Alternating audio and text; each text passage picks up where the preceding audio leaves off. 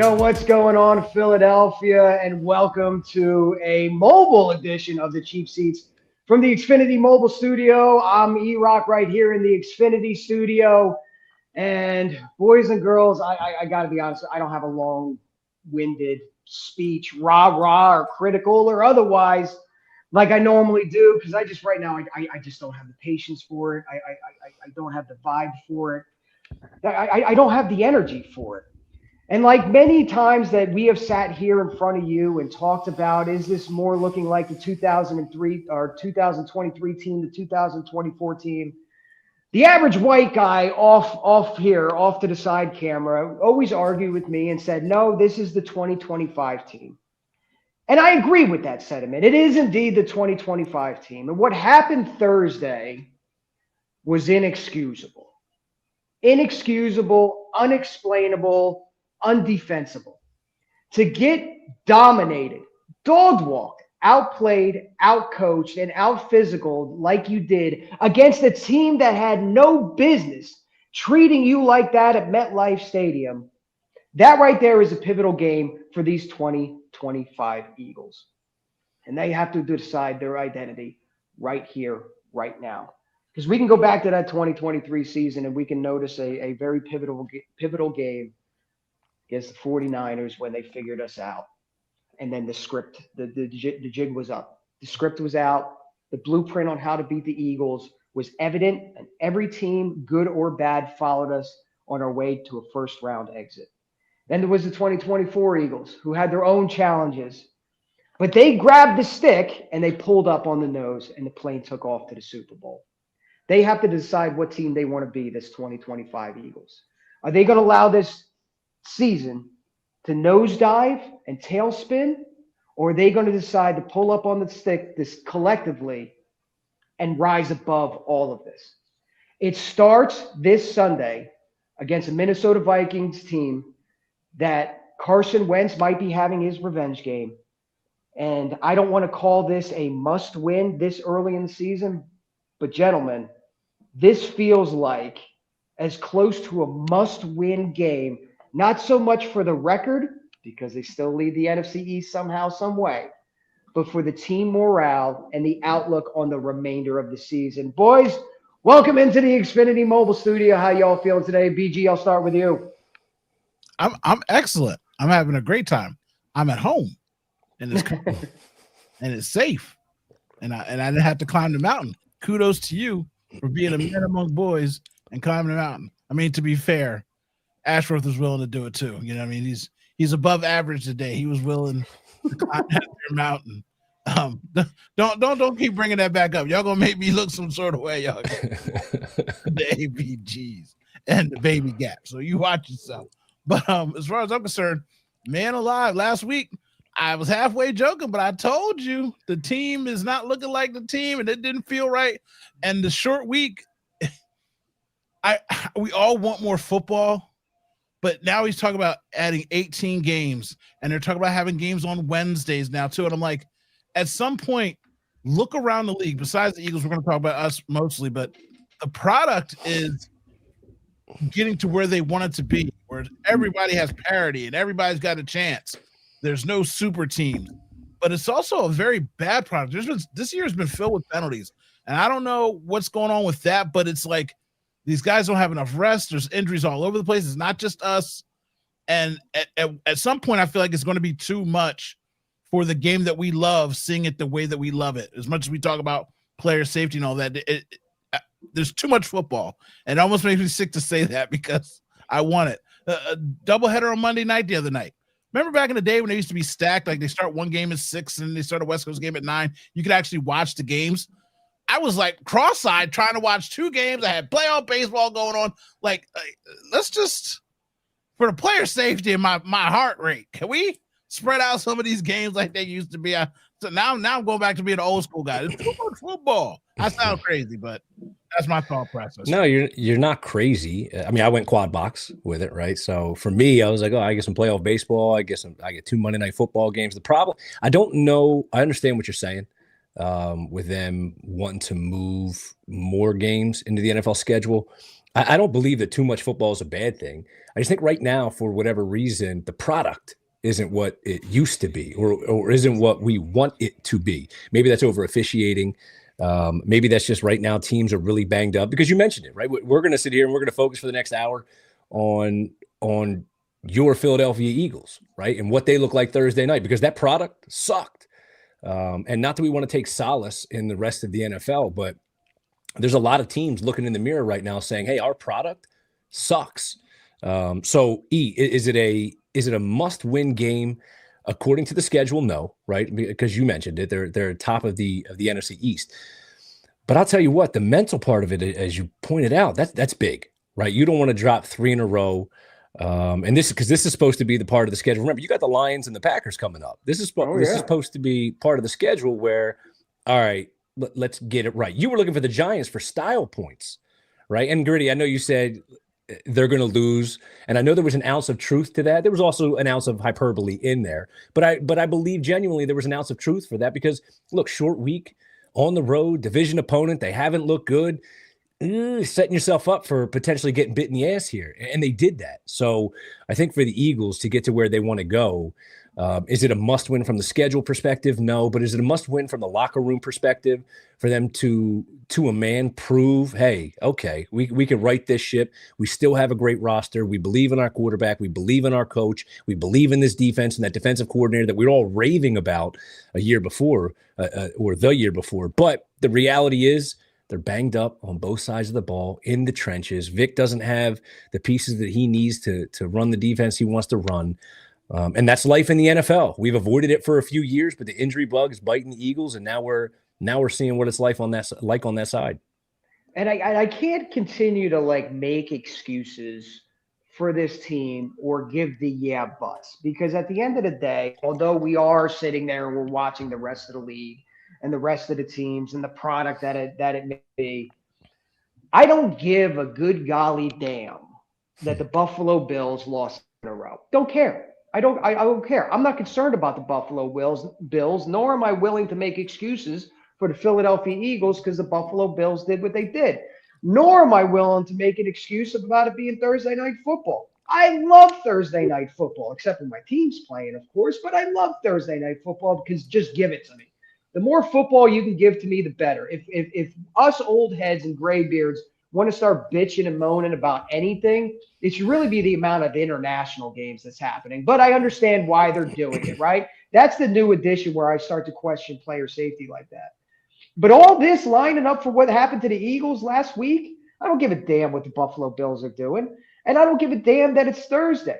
It's a divisional opponent. You can't tell me or convince me that Jackson Dart is that good, making his third or fourth start in the league, to chew you up like that. If anything, when approaching a short week in Thursday night football, keep it simple, stupid.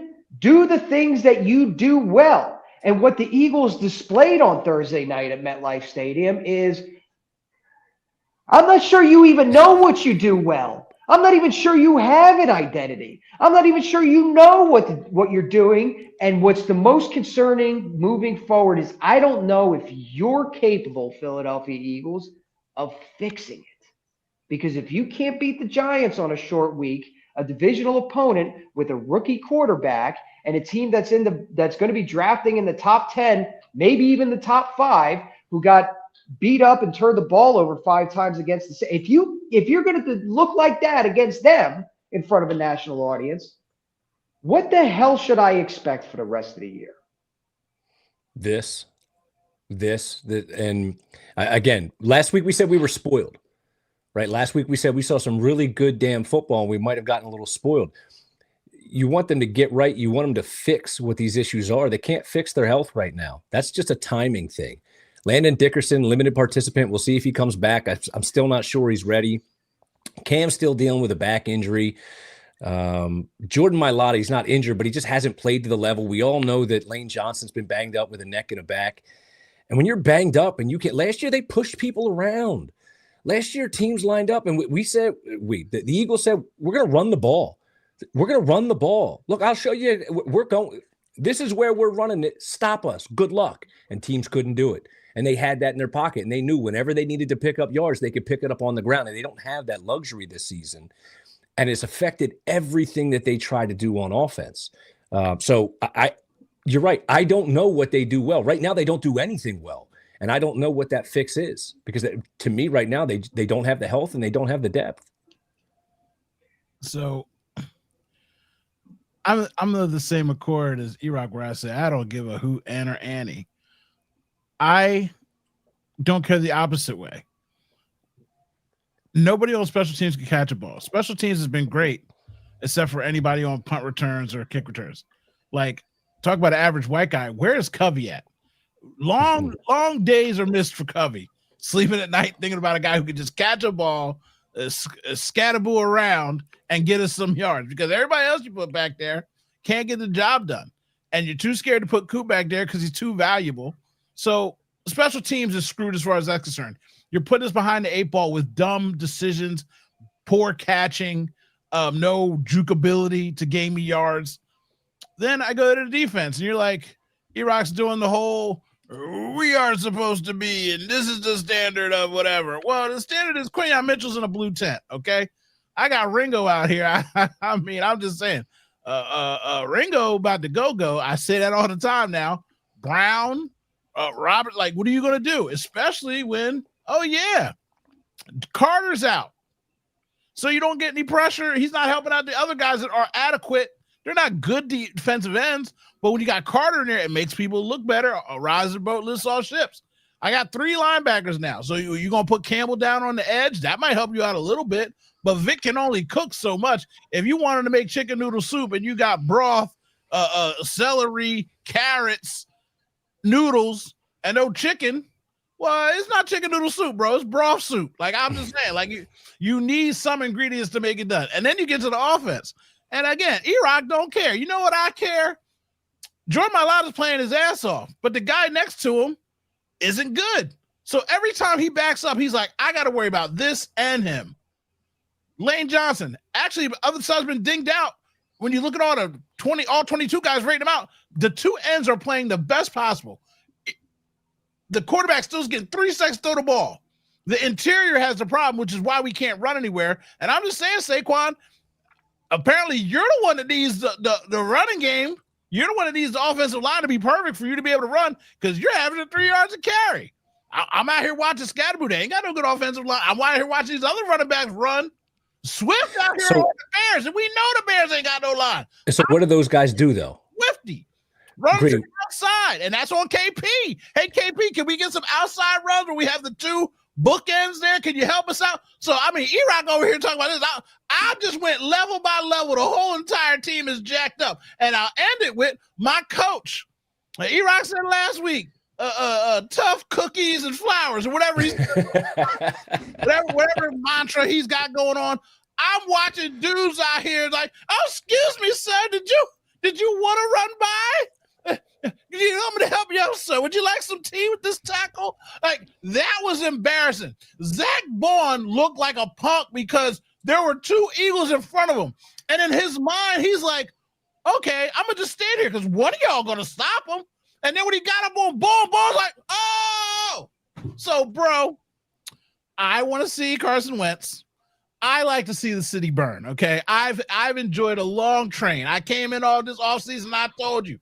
I saw Cooper DeJean out here freaking it. I saw the Instagram. I saw the Snapchats. Oh, enjoy all the ladies. I saw Carter down in Atlanta popping and locking at all the concerts.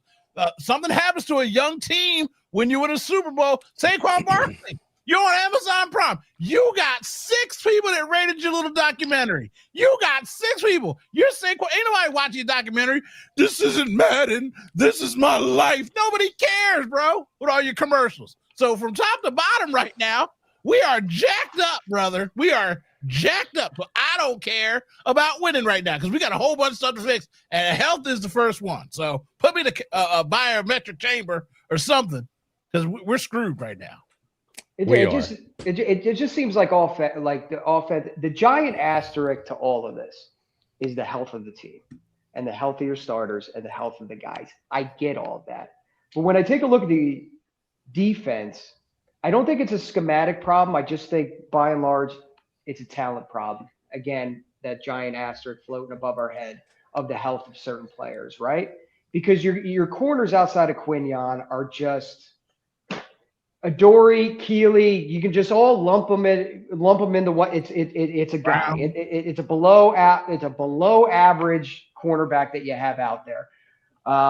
Your defensive ends going into the season, you couldn't rely on just Hunt and Smith, right? Those are your two guys, but nevertheless, are they full time every down? The Eagles like to work on a rotation, right? So you saw against the Giants that Vic Fangio was using the blitz a lot to manufacture pressure, as he should have. You got to do something. So I don't think schematically it's a problem on defense. It's overall a talent or a lack thereof at some critical key positions and injuries. On the offensive side of the ball, I get it. Cam's banged up. Landon's banged up. Lane's banged up a little bit. Jordan's trying to, and Toth just whatever. But I think it's a schematic problem, not necessarily a talent problem. You can't tell me that all these weapons on offense, you can't figure out a way to use them. It's borderline, despite the difficulties that the offensive line has had and the injuries and all that racking up. You can't tell me that with these bevy of weapons that you can't come up with something. I did a little exercise, right, just to kind of see where we're at. Does it look as bad as we think it does, right? So I looked at AJ Brown's. This is something you're about to read off your sheet. You got a list of stuff. I got a list of stuff for this. Yeah. What? Is this something you have prepared, like information you're about to give us? Yes. Okay. Well, that's good because we got a good time for us to take a break and pay some bills because you got the sheet right there, so we're not going to lose our train of thought. You can jump right back into it and read the list off. So good.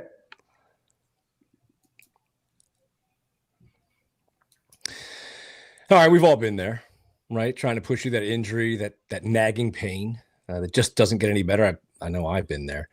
And that's why we trust Rothman Orthopedics. Now, whether it's running, golfing, playing with the kids, grandkids, Rothman's experts specialize in treating all types of musculoskeletal issues. Their focus is high quality, compassionate care that'll have you feeling better and back to doing what you love to do. So if pain is slowing you down, it's time to take action. Head over to rothmanortho.com/PHLY and schedule your appointment today. Rothman Orthopedics, your mobility is their mission. For more information, visit rothmanortho.com/PHLY. Y'all remember when BG strip sacked the GOAT for the first Phillies Super Bowl ever? I certainly do. Yeah, isn't it nice to see sacks? Isn't it nice to see turnovers? I digress.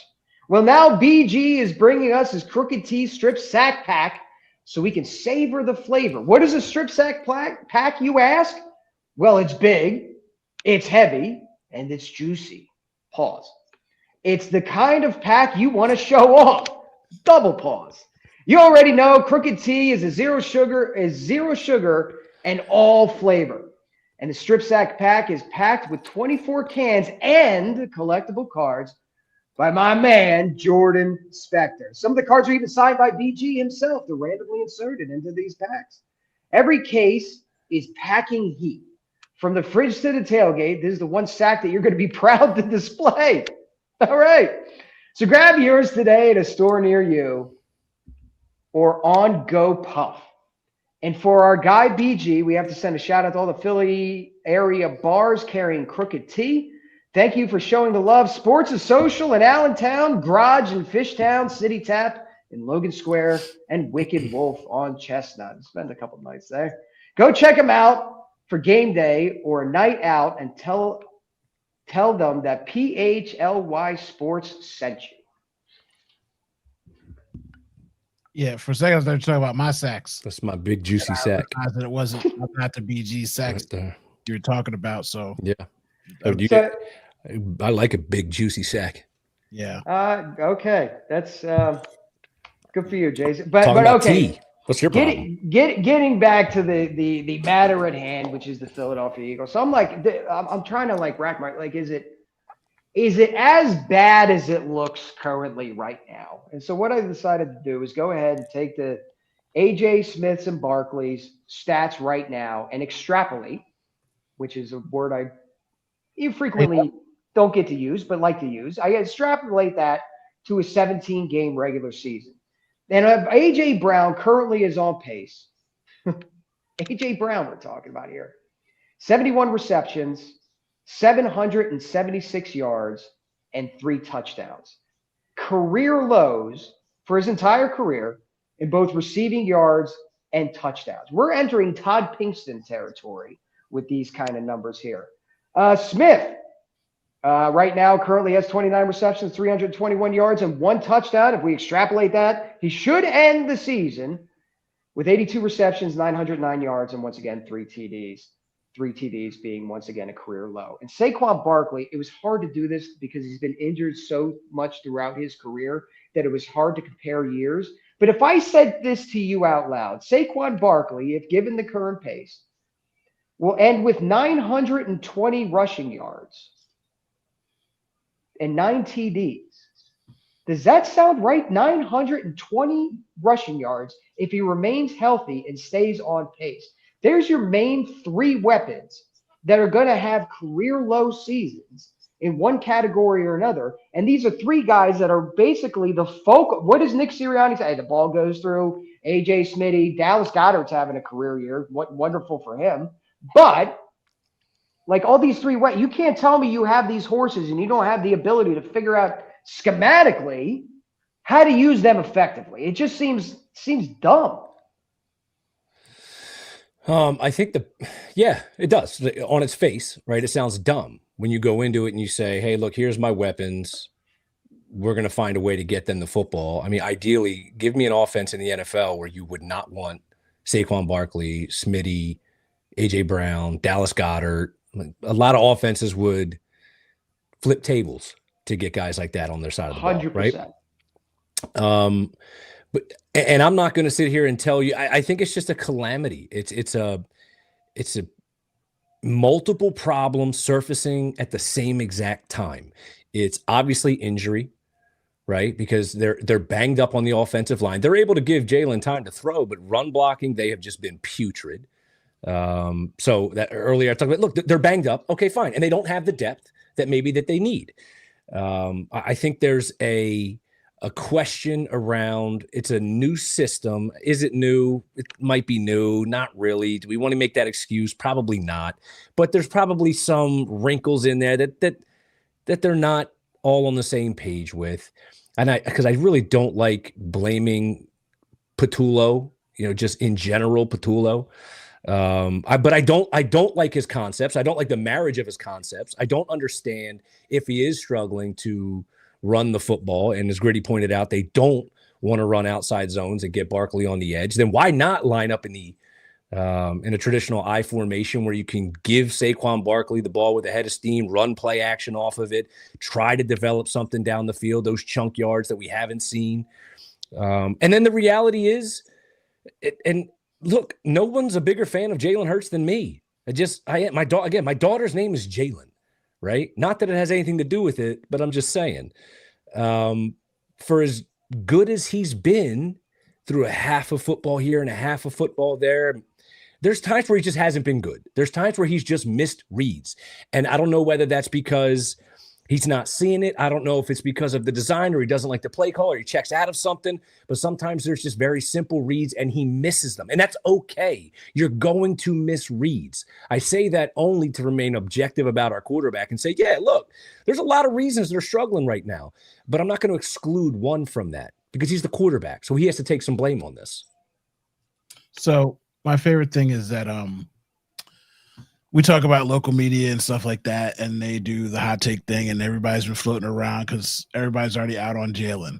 And I will tell you this for a fact: if I was the coach, if I was Nick Sirianni, I literally would do this, but you'd have to be a man to do it. I'd say, hey, Jalen, I'm gonna have you sit down for 2 games. I put Tanner McKee against these weak opponents. You know why? Because he'll rip them apart.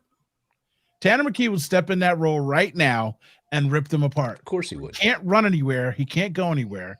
He's 6'5". The biggest impediment, somebody Google that, make sure it's a word, of Jalen Hurts is that his size, he can't see over the center of the guys. All these guys are 6'8". So that's why he doesn't like, unless they're deep shots, he doesn't get to like see crossing routes across the middle of the field a lot of the times, unless it's Goddard or it's running back because the line opens up a certain way. So if you want a guy to just pepper the ball all around, people that call for Tanner McKee, you're right. Tanner McKee would look better in this offense under KP than Jalen Hurts looks. He would. But for a game or two, right? You didn't want to talk about Josh Allen. You don't want to talk about Justin Herbert. The reason I say that my quarterback's better than those guys is because I've never seen Jalen Hurts have a 4 or 5 interception game. I've never seen him do it in the playoffs. Never seen him do it in a big game.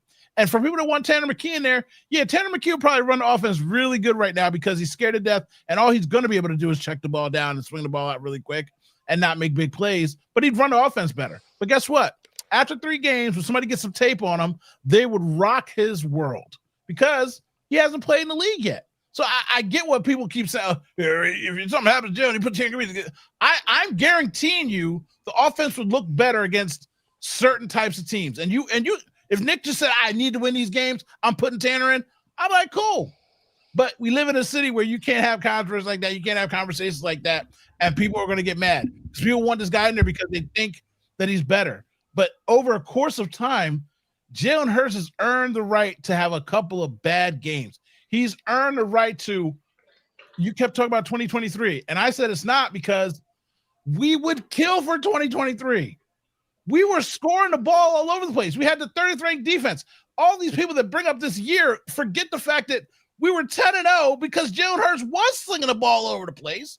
But he had more picks, but he was throwing us into games. Saquon Barkley wasn't here that year.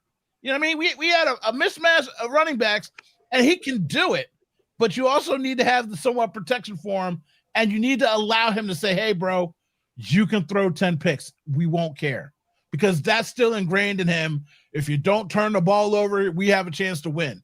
When he says, I need to have him be set free or have a straight jacket off, they need to go ahead and tell him, yo, go sling it, bro, because we have no other options. And the last thing I'll say is when you bring up who we have on our team,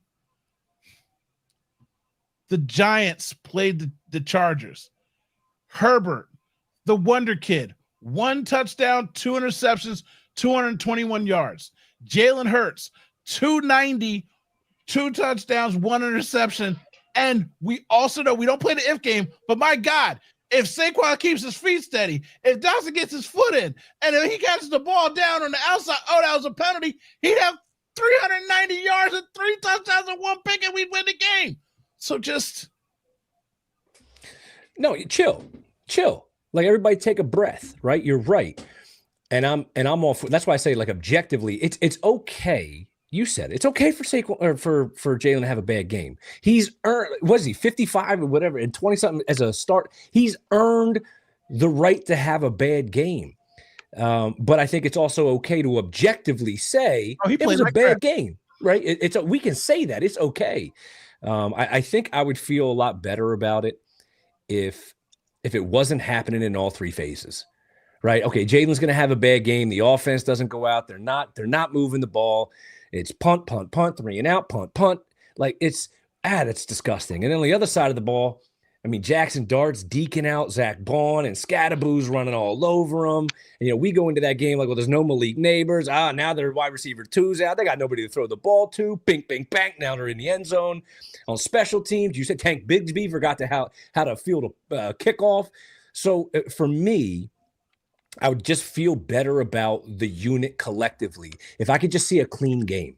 We're heading into week 7, and we haven't seen a clean game yet. I'm talking on all 3 phases for 4 quarters, they put it together. I don't need the style points that we talked about last week. I don't need to go belts to asses for 4 quarters. I need a clean, sound, fundamental game in all 3 phases for 4 quarters for me to say, ha, there we go. And how the mighty have fallen, right? Because every week I say, oh, yeah, I need to see this. And then I'll say, yeah, I need to see some style points. And then I'll say, all I'm asking for, can you just be fundamentally sound for 4 quarters in all 3 phases? I don't feel like I'm asking for much. Let me have it real quick.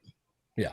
Just clean the air. That stank. That's that. Don't nobody come in here. 35 minutes. You just want the Eagles to clean it up a little bit. Yeah, I didn't know if you were taking liberties because you were at your own house and not in the studio, or if that was the stench of the Philadelphia Eagles playing the Giants. Don't tell. Eagles thing. Don't tell. I'm the daisy up in this piece. I'm fresh as the daisy. Yeah, Gritty, just to rewind a little bit and just to clarify, were people really on the radio this week talking about they should put in Tanner McKee? Was that a thing? Because I'll be honest with you, I had to turn the radio off. I can't do it. And I like a lot of these guys, and I'm friends with a lot of these guys. Couldn't do it. I can't hear during my workday about how Jalen Hurts isn't the guy. Ladies and gentlemen, let me just be clear. That argument is done. That argument is over. There is no more, is Jalen Hurts the guy? He proved it. He took you to the promised land, not once but twice. And on his second try, he won the Super Bowl and was MVP. So there is not a team in the league. Jason, you talked about there's a lot of teams in this league that would likely trade places with you for the weapons that you have. There isn't a team in this league that they say if your quarterback, took the team to the Super Bowl, won Super Bowl MVP, every team in the league would sign up for that right now with their starting quarterback. So there is no more argument on if Jalen Hurts is the guy. It is a unanimous and undisputed yes. So just shut up about that. All the I told you so folks that are coming out of the woodwork, you don't get to. He already did it. So you don't get to come out of the woodwork. Hold on. You don't get to come out of the woodwork right now. But to agree with Jason, I can say, yeah, Jalen's not playing his best ball right now. He's not seeing that. He doesn't look comfortable. Everything looks labored. Every throw to AJ looks off target. He had Smitty wide open. That was just an egregious overthrow. It was NFL terms, clean pocket, no excuse for it. Bad ball, as he put it. So we're going to be able to nitpick the quarterback in his play as we should. This is Philadelphia. This is what we do. But for people to be like, I had to turn it off and I didn't listen to a lick of it, to have people asking, well, Jalen Hurts clearly isn't the guy. Yes, he is. We've seen it. We know that Jalen Hurts is the guy. We know who AJ Brown is. We know exactly who Smitty is. We know exactly who Saquon Barkley is. And I can run all the way down the line because they've proved that they showed it to you in person. Now, why isn't those people who we know who they are acting like who they are?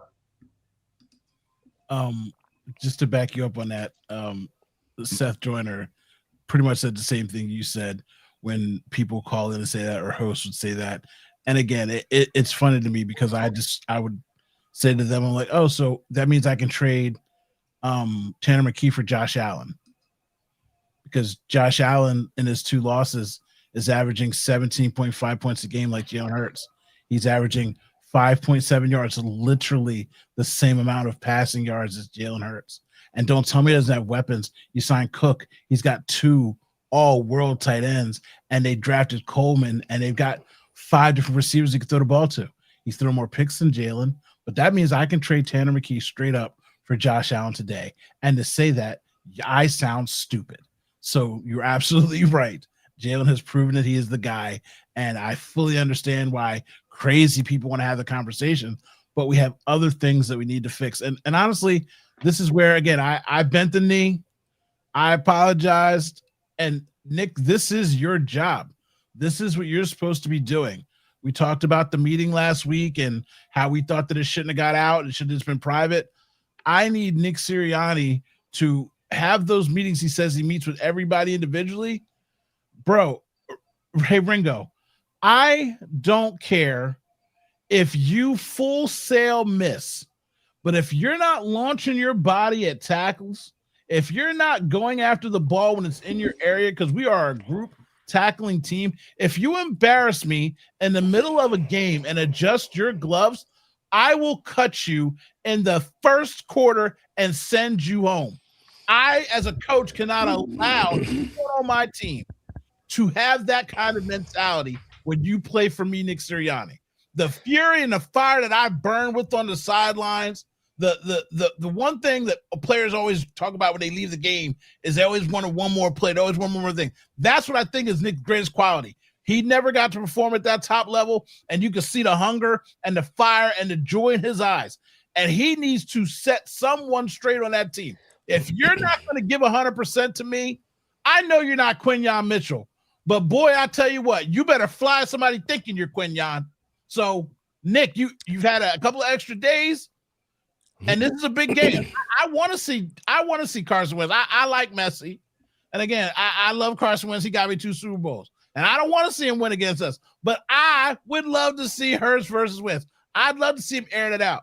Because, again, when I saw them go up against Patrick Surtain and that other kid, the greatest defensive backs in the league, they were slinging it all up and down the yard. They couldn't run the ball. They were passing it. They had the second most passing yards against that tandem than anybody in the league. They missed on some.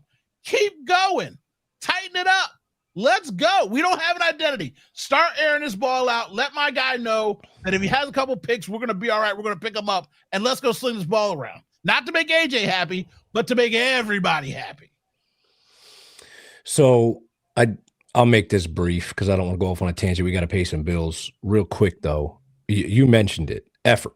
Give me effort, right? And if you're going to be the CEO and you're the vibes guy, right, and that's what you're responsible for, I look at it and I say, well, the vibes ain't vibing right now. So collectively, let's all remember this moment because we're going to look back week 17, week 18, and we're going to have a much clearer picture of who this team is. And right now, after 6 weeks, the vibes ain't vibing, whether it's quarterback, wide receiver drama, whether it's a guy just abruptly retiring for reasons that we're like, wait, what do you mean? You're just done just like that. You're just done. Why are you just done?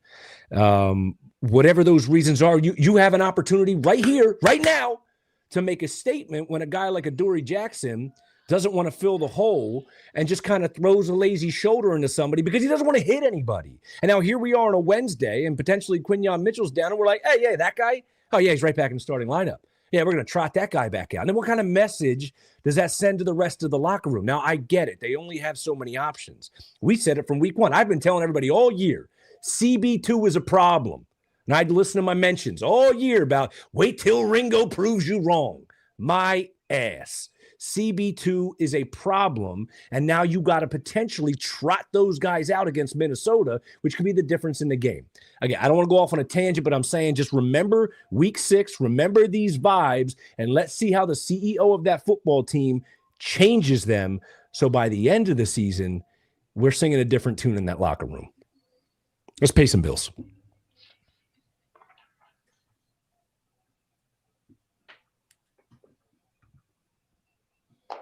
So luckily lately we got sponsors that I happen to vibe with and live the dream with. Today we're talking about Mando. Now they got a whole bunch of stuff over here for me to read, but let me tell you, you're probably funky. If you're not using this deodorant, you probably don't smell that great. Nothing against you, E-Rock, but that's why you're in there alone. I'm not saying nothing about it. I'm just saying there might be a reason why you're so low. We all like, put your arm down. As a matter of fact, put your arm back up. Let me take care of you real quick. So I also use the stick deodorant, but this is good for all over your body. Let me tell you, the ladies recognize when they're somewhere they're not really supposed to be, unless they're supposed to be. And they're like, man, you smell fresh. 72-hour protection, clinical grade. This stuff, like if you got a little funky bag or, you put your gym shoes in there, you spray your shoes a little bit, spray your bag a little bit. It takes the funk out. This stuff, aluminum's free. It works for me. And 72-hour protection, I like to double dip on mine, but I'm just saying you could do it. Mando is really good deodorant. I'm joking, but it's actually something I use. So when I see stuff like that, it makes me happy. I bought this with my own money. I've been using it. My daughter used it. Like it's actually legit. I got the stick deodorant too. So again, pits everywhere, all over your body, and it is invisible. Sometimes you got those sprays and they like chalk you up or get like grimy. This stuff really works, and I love it. So all over your body, they got a Mando starter pack. Perfect for new customers. Comes with a solid stick. You get cream tube deodorant. Now the cream tube deodorant. Now that's why I started. Back in the day, Cuz was talking about his feet was funky from the sports they was playing. I told him, I said, yo, put this Mando stuff on their toes and it'll knock that funk out for their size. I'm just letting you know. Get the starter pack. Go to shopmando.com. See, he's laughing. This is not a joke. When I tell you something's good, it's good. I mean, I'm just saying, I smell delicious.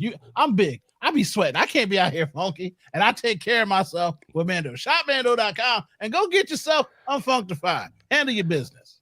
I'm laughing because I know it's authentic. I'm listening to you. I'm like, he ain't even kidding. My man uses Mando. I'm Mandoed out. Like I said, I you know I'm big. That's why I'm climbing upstairs. I get up there. I mean, the Mando is clinical power, but I don't want to push it. That's why he said, and the tube. This is a very questionable ad read segment for the entire show. Because first of all, I'm talking about big and bold and what am I talking about? It was big juicy sacks. Big juicy sacks. He's talking about his funky bag. Like, all right, man, we got to get this thing back on track. It's not funky because I cleaned it up. You know what I mean? Hey. Yeah, you good. Right. Jason, please write the ship. Yeah. Okay. Some of us are at that age where we got a leaky pipe.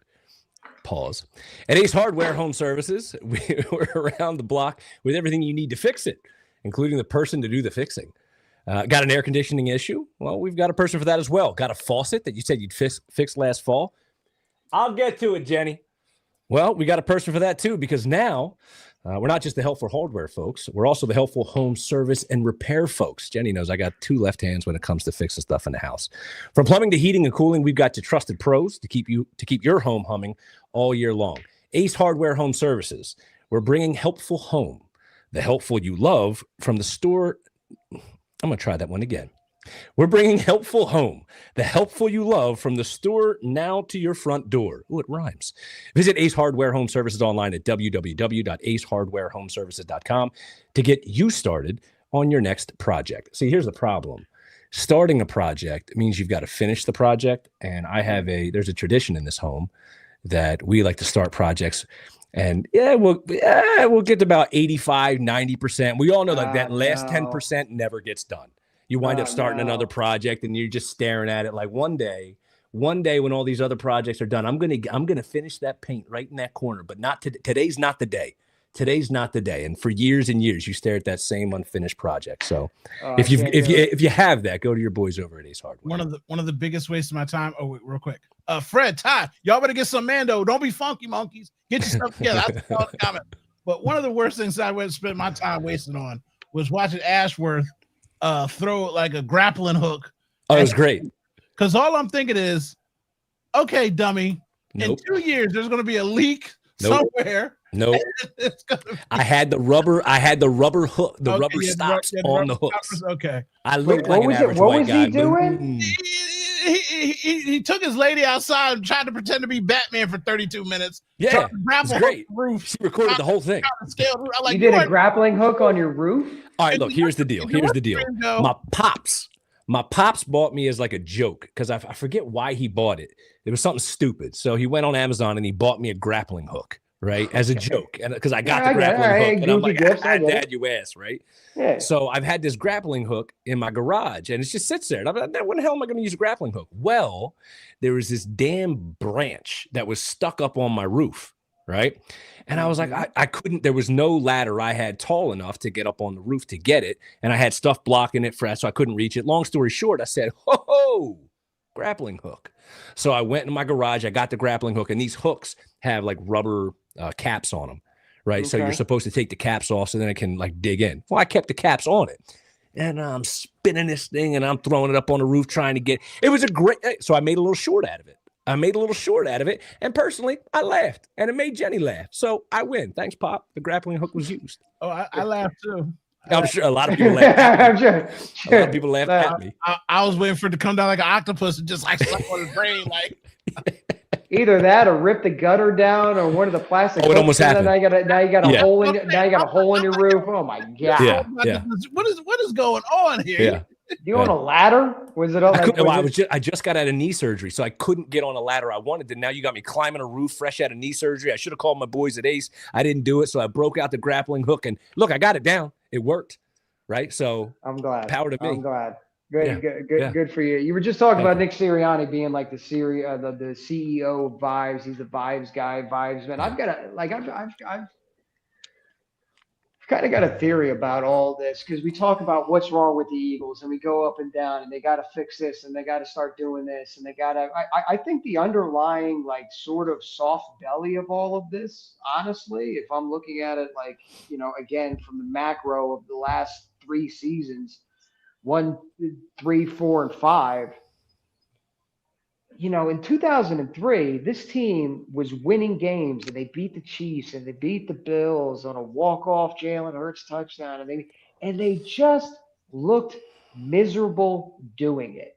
And we couldn't for the life of us figure it out. Like, guys, you're winning. What the hell?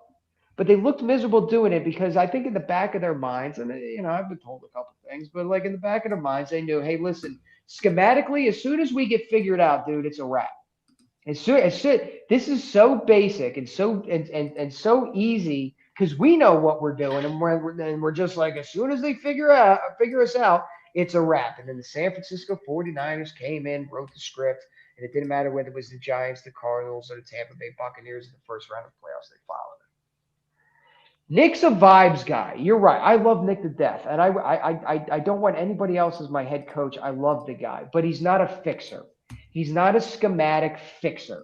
He's a vibes guy. And the vibes come directly from the locker room. And I think a lot of the veterans on this team saw what happened in 2023, see the Bobo offensive coaching that's happening in 2025, and go, nah, we've been down this road before. We've been down this road before, which is why you're seeing them struggle so early and why you see guys like A.J. Brown and even Smitty, who doesn't say much, but you can read it in his face, how they seem absolutely disinterested, checked out. There's a lot of half-assing it going on because they know, hey, this isn't going to last us. You already got Zadarius Smith coming in to hey, I'm going to ring chase with y'all. 4-0. Ooh, this is looking good. You need an edge rusher. You're the defending Super Bowl champs. You already beat the Chiefs. You already beat the Rams. Okay, this looks great. All right, 2 weeks later, nah, I'm good. Y'all, I'll good luck with this, whatever this is. I've been on plenty of good teams. I've been on plenty of bad teams, but good luck, and I'm going to go ahead and retire. When a guy just comes in and literally does the mouse meme where he's walking in and walking right back the hell out, that speaks volumes about how engaged these players actually are with an offensive scheme they know isn't going to get them anywhere. Does any of that make sense? Gritty, hold on. Let's start with Gritty because Gritty's over there and like distracting the shit out of me. So I can't tell what he wants to say. I'm trying to get through what I want to say. And I got to see the guy from Star Trek Next Generation. What the hell's going on over here? So, but if you could allow me to just go back in time and be myself the way I used to be. This is what happens when you don't have a Sean McVay or a Shanahan. Or an Andy Reid, an offensive coach who can actually design a system and put any quarterback in play. A Mac Jones, a Brock Purdy. No, we've got a vibes guy who only knows Madden playbooks. And we're screwed because every time we get a real offensive coordinator, they're poached by the league because the league knows where the true essence is from.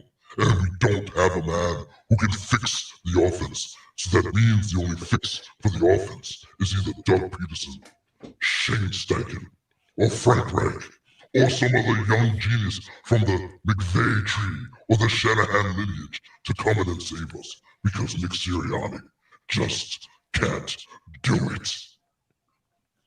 For those of you watching, you know exactly what happened. That was crazy.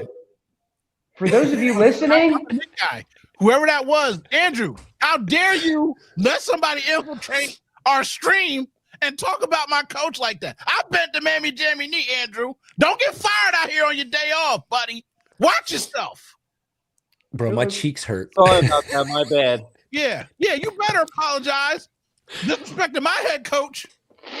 For those of you that are watching, you know exactly what happened. For those of you that are listening and have no context on what that just was, and you're freaking the F out, that was Black Gritty. That was Black. That was the ghost of Black. That was the ghost of Gritty past right there.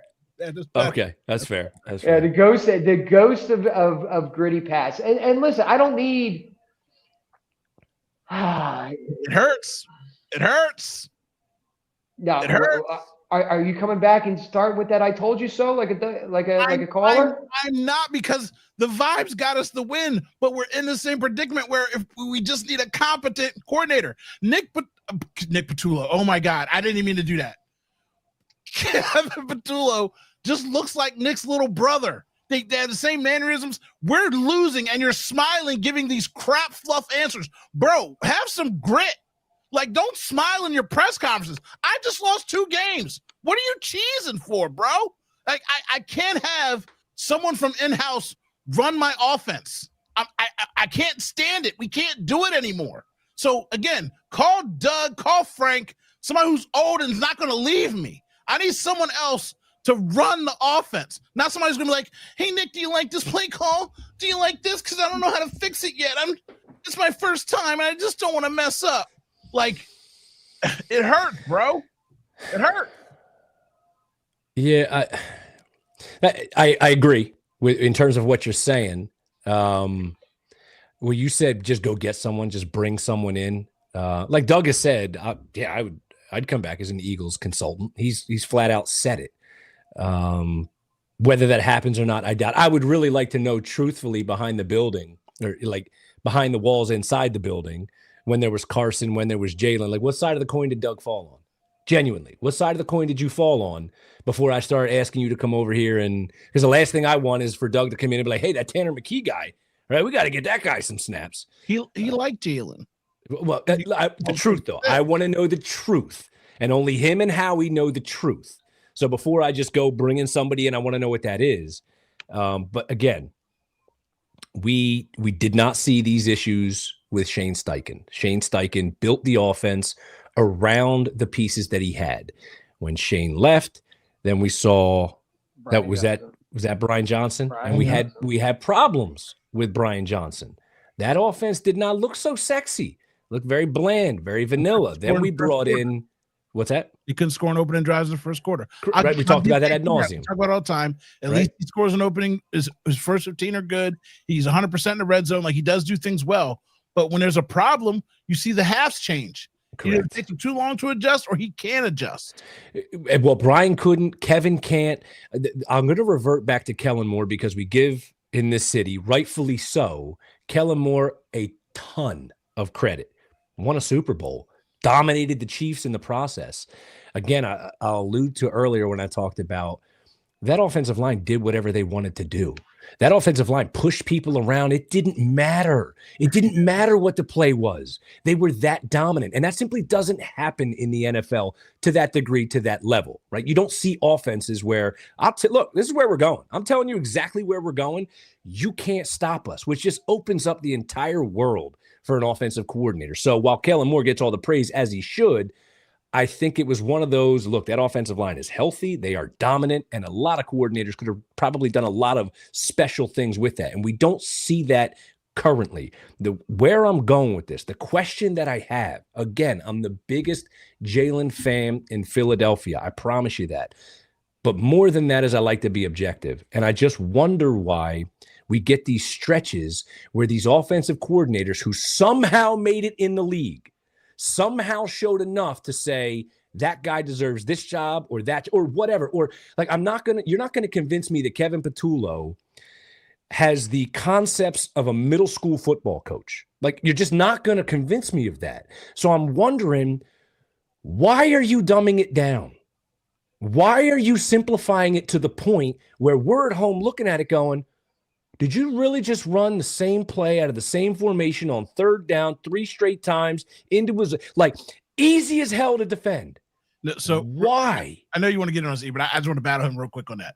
2 things. One, the offensive line was dominant, but when you had great defensive coordinators and you played elite teams in defense, they did shut down the run. They did take away the run, and Jalen did do everything he wanted to do in the passing game. So we've seen him do it. The second thing is, Patullo and Brian Johnson, they aren't coming from a Shanahan tree in a lineage. They're a passing coordinator who's been on the team 6 years and now is calling plays. Like, he's never called plays anywhere else. I used to rip Doug Peterson for being a clipboard holder. At least he was the second in command next to Andy freaking Reid. As much as I'm a jerk for on a clipboard holder, again, thank you. I apologize for that. But at least he was holding a clipboard to somebody who is excellent and has dominated the league for 3 decades. There's a difference. So what you just said, everything was right except for you can't tell me these guys. Yes, I can. Just because you're here, serving the food doesn't mean you're required to be a sous chef. You've been serving food all the last. You're right. All I mean to imply, you're 100% right. What I mean to imply is hyperbole. I'm simply saying like these dudes aren't middle school coaches. No, they're not. They've been around offenses. So why is it when they get in this situation, we're looking at saying what? I'm baffled and I don't have answers. So I just can't wrap my head around what the dilemma is. Why are you building offenses that seem so vanilla, so bland? And it's not because they don't understand the concept of the complex offenses or middle school offenses. I'm sure Patullo has forgotten more about the X's and O's than us three 100%. cumulatively will ever know. So I don't think it's an understanding problem. I think it's a situational problem. When you are a rookie signal caller, when you haven't called plays, when you haven't seen every situation, when you haven't worked through every situation, when you don't have the experience to fall back on, because experience, whether good or bad, equals confidence in something, right? I've been through this before. Maybe I did well at it. Maybe I did not, but I learned from my mistakes and I moved forward. This is why guys like Kellen Moore were so integral to the part of building this offense to a Super Bowl winning, Super Bowl dominant offense, is because they've been there and they've done that. Kellen Moore was a bad interview. He went on interview after interview after interview and just couldn't get the job, but he had the situational awareness to know how to call a game. Nick Sirianni referenced this when we were talking about Brian Johnson, when we were entering into that season. Yes, he's the quarterback's coach. Yes, he's never called plays before, but guess what? We all get to grow together. No, you don't. No, you don't. We're not a 6-win team last year where we can grow into this with a rookie quarterback. You're defending Super Bowl champions. I'm spitting all over my iPhone. We're defending Super Bowl champions. How long do you think that Super Bowl championship window is going to stay open? Not very long. This is the NFL. Not for long. That's what it stands for. So you don't have time to see your buddy, your frat bro, Kevin Patullo, sit there and grow up as a play caller. And I know I've used a very loose term. You like music, Black Riddy? I love it. Ashworth, are you a music aficionado? Do you like music? Depends on the genre, sure. Sure. Could you all DJ a party? Nope. No, you could not. You love music. You know the music. You've listened to the music. You've heard DJs who've gone out to the club and shaking your tail feather. You know what I know how to do? Put them in order. Give you the bangers. Know how to sequence that thing, because I've been there and I've done that. And your plays are your songs. And when you get somebody who understands all of it, but you ask them to go ahead and implement it, what are they going to fall back on? What they know in the sequence that they know, because that's their comfort zone. He doesn't and all this basic nonsense, that's his comfort zone. That's all he knows how to call. Because we've seen bad situational awareness, uncharacteristic situational awareness, because the guy just doesn't know. He doesn't have that part of him yet. And quite frankly, I don't have time, Nick, to wait for your buddy to get his sea legs under him and get his feet wet in order to become and grow like that. You're a vibes guy. You're not a fixer. You need some veteran in here. You need the offensive equivalent of Vic Fangio, and let him do his thing. So we're not going to do Woo Player of the Week this week because we're not. You want to do Woo Player? No, but I finally had one that was kind of. You did have one? Yeah, I did. That's okay. We don't have to do it. Because we're not together, and I like looking in your eyes and seeing the desperation. All right, I'll hold it for next week. So it's. I feel like it's safer when we're remote. You don't have a camera on you. Okay. But I do want to do our picks because we're terrible at them. So I would like to do our picks and then pick the Well, game. I'm not terrible. I lost last week's one. No, you want to know who's terrible? And can I start off the picks? Yeah. Yeah. You want to know who's terrible? You two. What? You two. Huh? Pissed off. You want to know why? Because both of you made me look like a complete ass last week, and neither of you had the big juicy sack to call me out on it. What? All right. What are you talking about? I said in my game I was taking the Patriots over the Texans, and y'all sat in your chairs and were like, "Oh yeah, Texans are banged up." They didn't play the Texans. That wasn't even a game on the slate.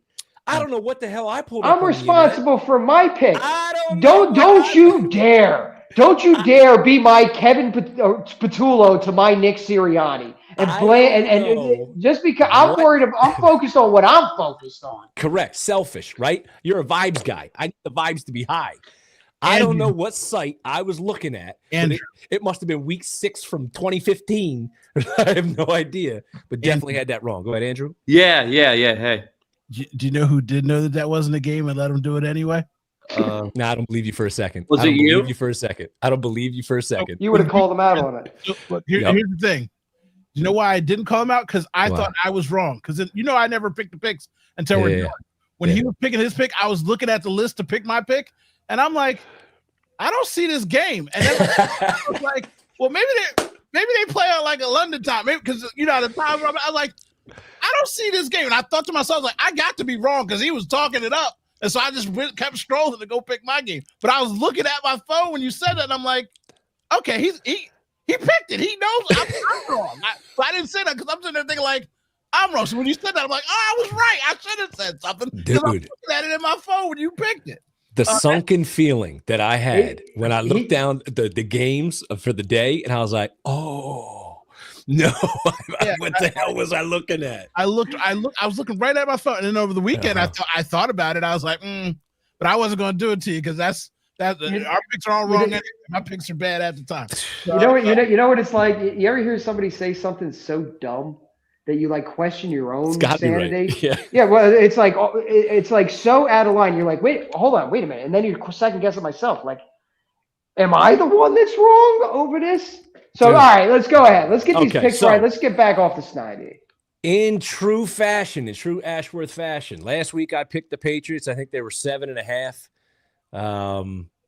But I had the wrong team. So this week, I'm going to stay on the Patriots and get it right. They are a 7-point dog on the road against Tennessee. Y'all know I'm a big Cam Ward fan. We're going to flush that prediction down the drain.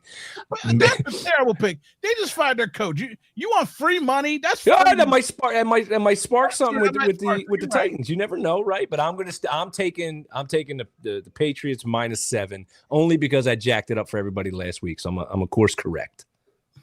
I'm going to take the Green Bay Packers at Arizona, giving up 6.5 points, but I do think the Packers will win by more than a touchdown. So I'm taking the Packers, giving 6.5 to the Cardinals. So I'm taking a juicy game, and I'm taking the money line because I have no idea what's going to happen, but I am taking the Lions versus the Bucks, and I'm taking the Lions to beat the Bucks. Wow. The Lions got robbed against the Chiefs. The Bucks are still playing all world. It's funny how another team wins by an average of 3 points and they're just lauded, even though they play like trash after the game. But it's neither here nor there. I'm taking the Lions to dismantle the Bucks after getting robbed and cheated by the Chiefs, and I'm taking the money line on that one. All right. Are we giving Andrew one? Yep. Andrew. Yeah, what's up, guys? Hey, no face, Andrew. Look, you're getting some camera time. I love it. This side. My pick, money line, because I also have no idea what's going to happen in this game. I'm going to go Colts Chargers, and I'm taking the Colts to win it. So that's a good money line too. That's a good money line. I like it. You guys are playing the easy money lines. That's fine. Ian and I are here for the harder game. Degenerates. You're picking layups. Layups. Yeah, man. Come on. I'm taking points though. I'm playing points. A layup point. Layups. I'm trying to make money. Hey, listen, smart money makes money. Smart money makes money. Right. Yeah, absolutely. All right. What's next? Before we, does anybody else have anything? Because I want to touch on pick. I did do my pick. No. Oh yeah, he took the Packers. Green Bay over 6.5. Arizona. 6.5. No, you said Niners. Is it Arizona? Yeah. Okay. All right. I thought you said Niners. I heard you wrong. What is it? -9? Do you know what it is? Do you know who they play? The Niners are the one that I'm picking. The one that you're picking. Green Bay. Uh-huh. I'm taking the Green Bay Packers over Okay. the Arizona Cardinals, giving them Okay. 6.5. Okay. Just making sure. Okay. I'm gonna start. You know, keeping track. that we're absolutely keeping track, and I might bet this. Okay. One last thing before we get on out of here, because there's been a lot of the trade deadline is rapidly approaching.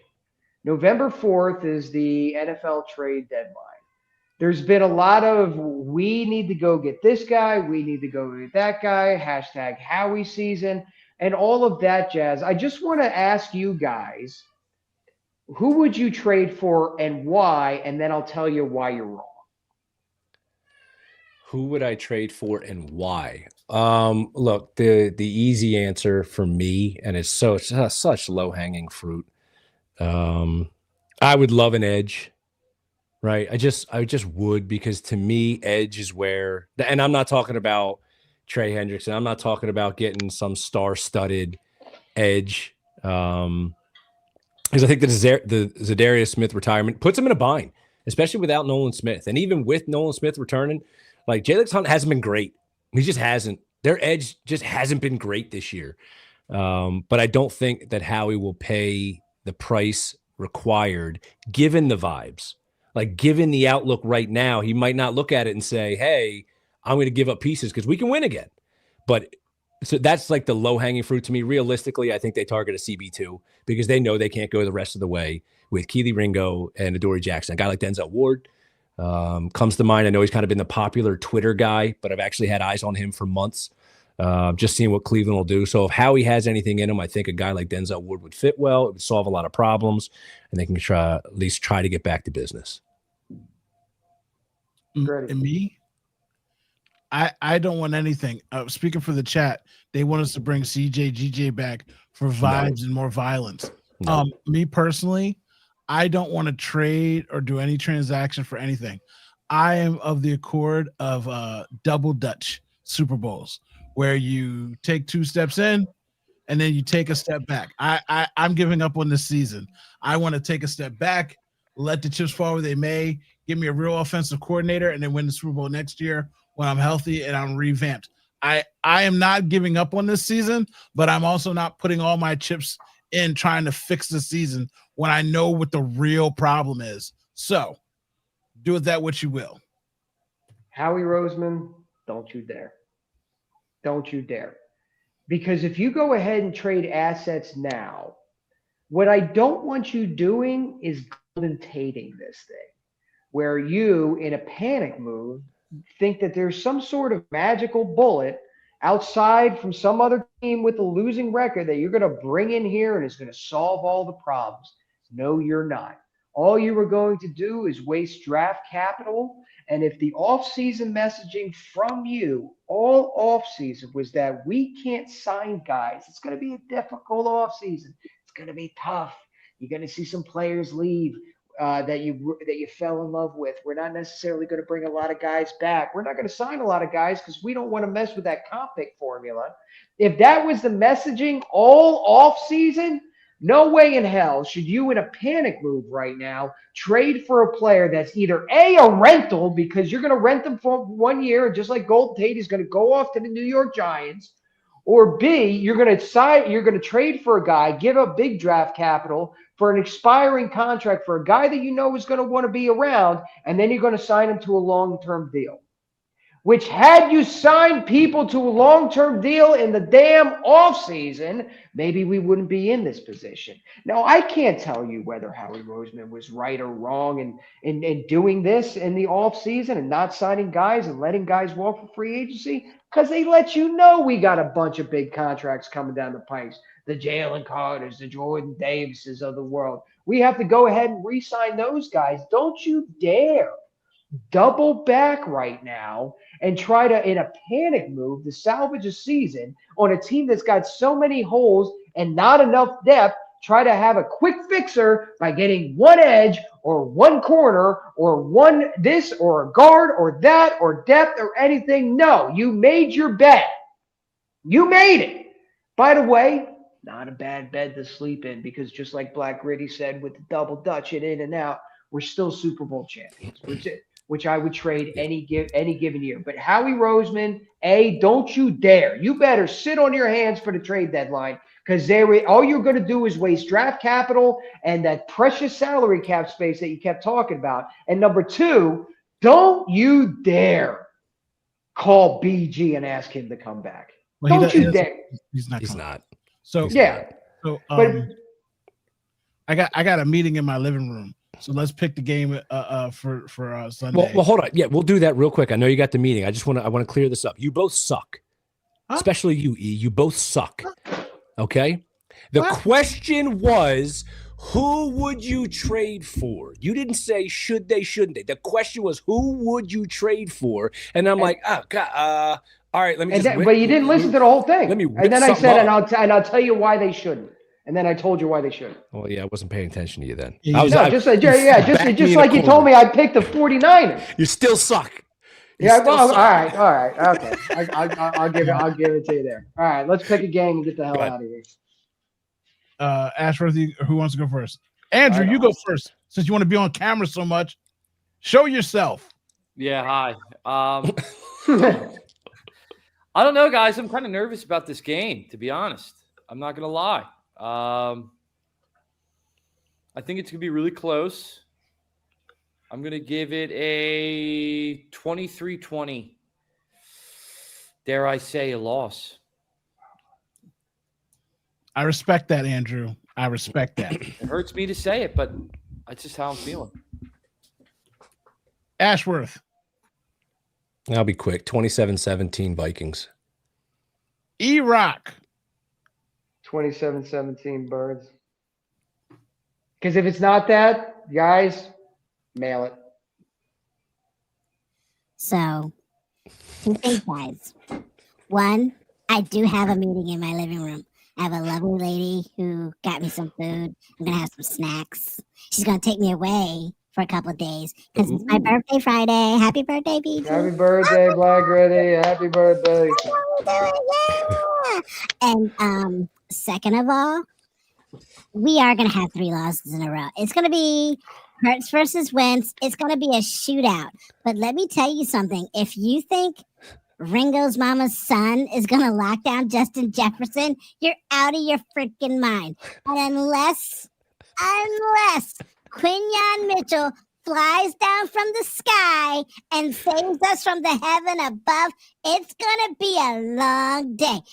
And if he does come out of that magical blue tent and hooks us up with that sexy shutdown defense that you know he can play, then I better see Coop on the other side because they've got weapons galore.